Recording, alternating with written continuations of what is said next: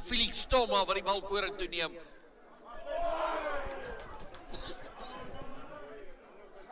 Bal wat weer deur die hande gaan losskakel wat sy agterlyn aktiveer. Ongelukkig Hendrik Smit wat die bal nie skoon kan optel nie. Harlequins kapitaliseer op daardie ongedwonge foutjie. Bal wat versprei word. Die gaping wat in die middel gevind word. Ondersteuning, vereniging, 'n sterk loop hê. Wiaan Kokemoer, hy word plat getrek. Enrico Ranje wat van sy voete afgaan. Vereniging nog steeds die vorentoe momentum. Wat 'n pragtige breekslag was dit, die lyn wat gebreek word. Tabutau, hy versprei die bal nou. Druk na sy haker. Stefan Jacobs die kaptein. Weer eens Tabutau. Agterlyn. Daar die skop aangee deur BB Hewitt. Ongelukkig. Keer na vereniging se kant. Omgekeerde besit geleentheid hier vir die nommer 6 Pieter Nel. Tabutau. Kort kykie wat hy opsoek. Dan is dit die nommer 7 wat daar oor gaan. Doen baie aan die vloei van hierdie wedstryd.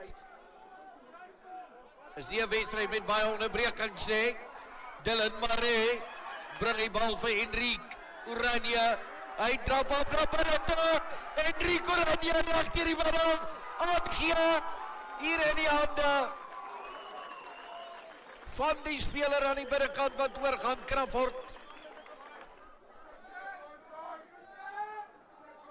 Then breaking away, Eugene, the captain. Not scoring opportunity. A prolific game winner. Eugene met punte wegkom. Kan vereniging dit doen. Martin Du Plessis.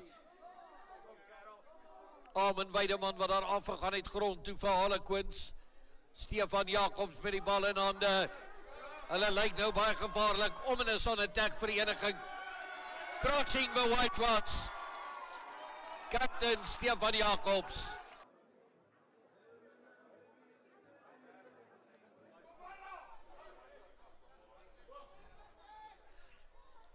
Luciano Elias wat wag vir die bal.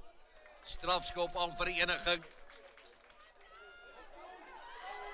Ja, word deurgebreek deur Tabutau. Skeieregter Ken Hendreto. Encounter. Luciano Elias. Scissor movement. Deurgeskop deur Eugene hier.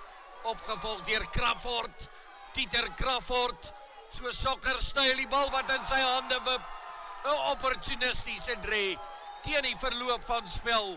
Hulle omskep verdediging in aanval. Cup aksie. Harlequins wel verdiend. Seëvier hulle 34-22 teen die besoekers vereniging.